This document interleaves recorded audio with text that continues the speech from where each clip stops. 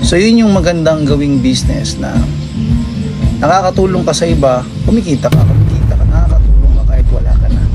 And hi, my name is Aaron Abad and I want to talk about finite and infinite game. Finite is that merong hangganan, there's an end. Infinite naman is wala siyang hangganan.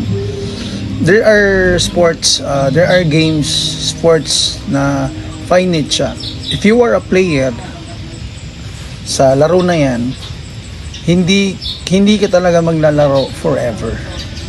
But if you are the business or the owner of that sport, kailangan yung mindset mo is magstay in the game, yung business mo, at maglast kahit wala ka na. For example, labas tayo sa sports, like fast food, pinakaunang fast food, no? In the whole world, which is nag-dominate siya ibang bansa and to sa Pilipinas, McDonald's. And actually, he's my teto. Kasi hindi lang kami nag-meet.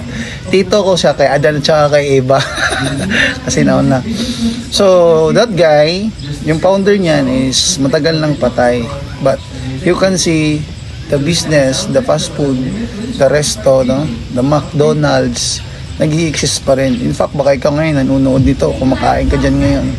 So, yan yung mindset na meron dyan sa founder na yan, nung i-create niya. Hindi niya inisip na yumaman lang, kumita lang. Yung inisip niya na ba't magstay ito sa game at maglast ito kahit wala na ako. So yun yung magandang gawing business na nakakatulong ka sa iba, kumikita ka, nakakatulong ka kahit wala ka na. And hopefully, no, here sa our small business, Aiken, magkaroon ka ng ganong klaseng mindset. Okay, yung infinite mindset na hindi lang na kumita ka ngayon, bukas, next year, kundi pang generational. So, tandaan mo, the direction is more important than speed. Hindi to pabilisan. Wala naman siguro magmamadali para mamatay na agad. Lahat tayo mawawala. Still, direction is more important than speed. So, dahan-dahan, importante, yung track na sinusundan mo o yung direction na ginasundan mo is yun yung direction na gusto mo. Alright? So that's it and see you to our next video.